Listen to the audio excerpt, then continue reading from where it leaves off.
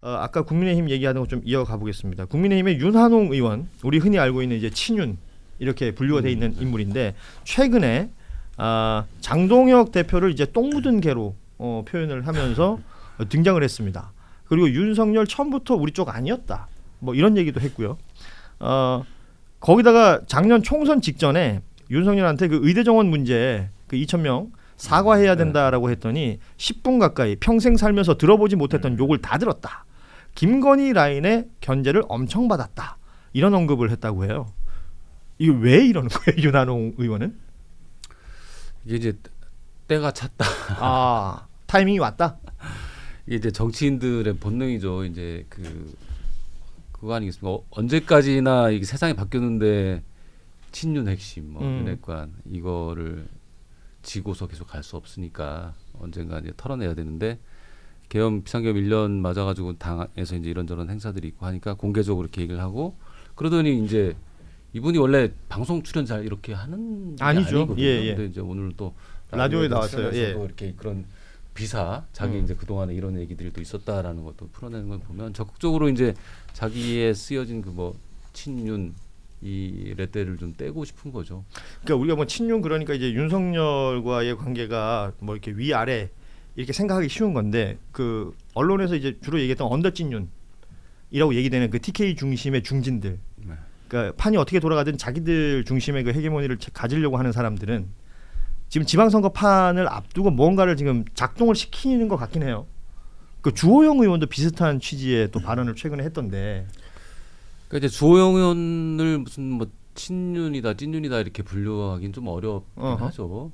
그래도 TK 중진은 맞잖아요. 그렇죠. TK 네. 육선이고 굉장히 이제 그쪽에서 뿌리박고 정치를 오래 하는 사람이고 한데 이제 대구시장도 준비하고 있고 그런데 물어봤어요. 그랬는데 뭐 평소 뭐 할 얘기 가졌던 생각 얘기한 건데 뭐 특별할 건 없다.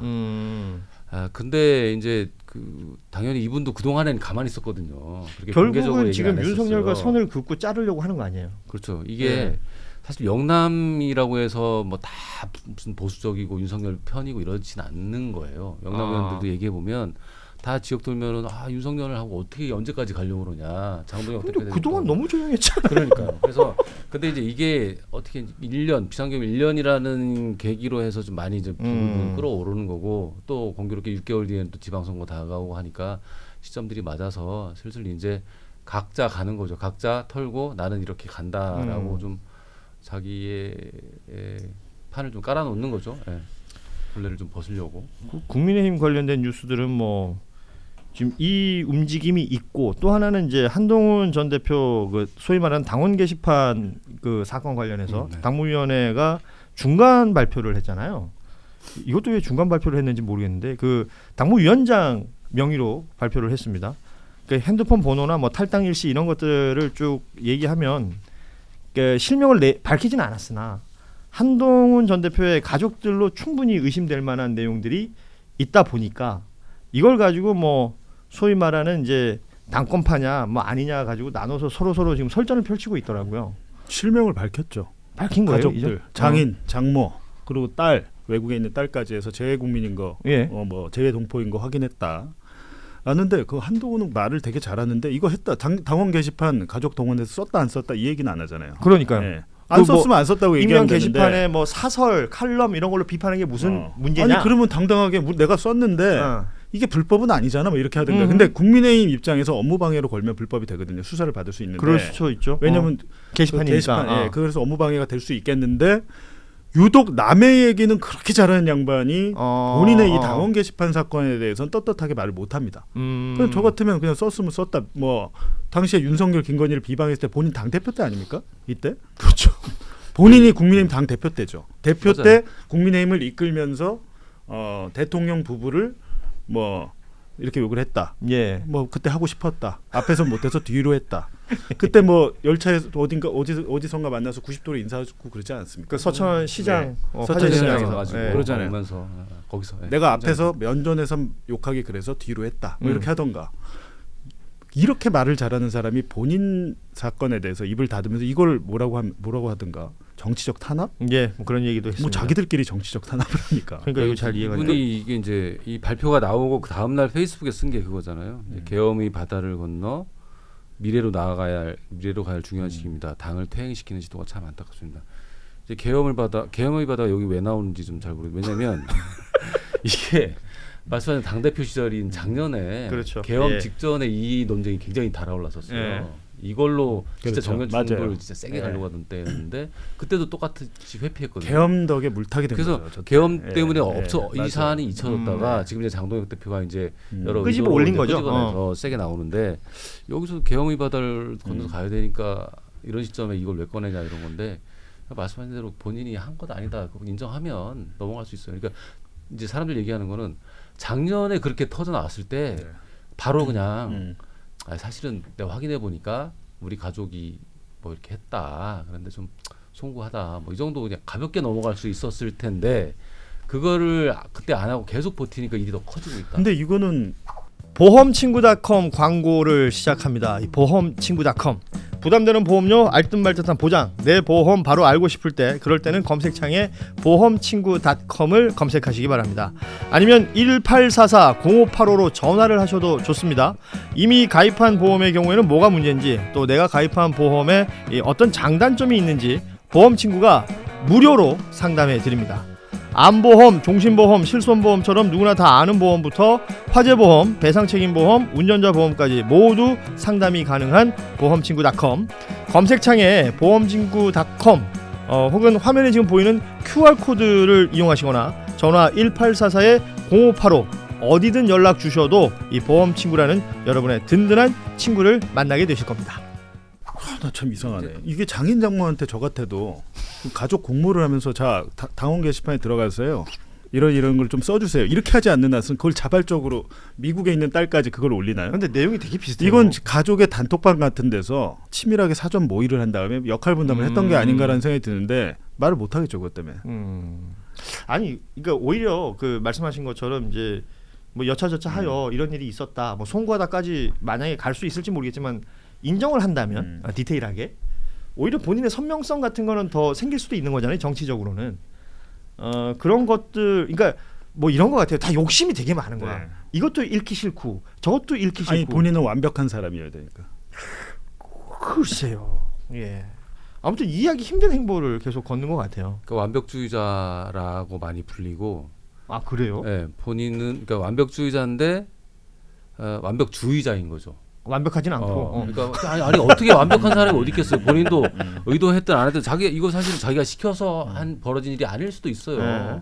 가족이 그 자발적으로 했을 했을 수도 있다. 있고 아니 그리고 뭐 100번 양보해서 아예 가족이 아닌 다른 걸 수도 있죠. 예. 그런 뭐 이론적으로 그거는 최종 결과가 나야 되지만 근데 전혀 그러니까 자기가 실수나 잘못이 뒤늦게라도 발견됐으면 인정을 바로바로 해야 되는데 그걸 못하는 그런 완전 그 무오류 이 강박이 있는 것 같아요. 네. 네, 국민의힘 상황 이렇게 봤고 짧게 마지막으로 앞서 얘기했던 그 여론조사 내용 좀 소개해드릴까 합니다. 오늘 그 MBS 전국 지표조사 그 내용이 나왔는데 비상계엄과 탄핵 이후에 정당별 대응 평가에 대해서 적절했다라는 응답을 한 이 더불어민주당이 적절했다는 건 58%, 국민의힘이 적절했다는 13% 이렇게 나왔어요. 그러니까 뭐 비슷하게 지금 6대 뭐 2 이렇게 나누어져 있는 여러 가지 그 이슈들에 대해서 비슷한 형태로 나오는 것 같습니다. 그리고 12.3 이 비상계엄에 대한 성격 인식도 내란에 해당한다는 64%, 그렇지 않다는 27%.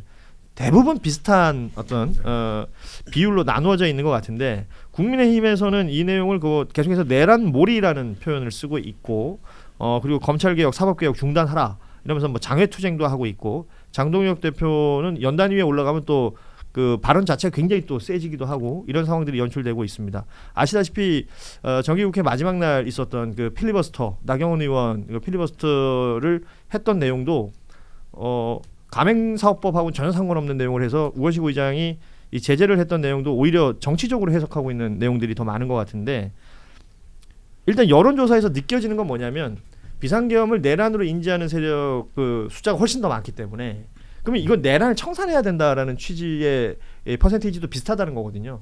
앞서 우리 왜 저 종합특검 2차 네. 특검에 네. 대해서 얘기했던 것과 좀 맞물려서 생각을 해보자면 이거는 충분히 그 동력이 될 수 있을 것 같은데요.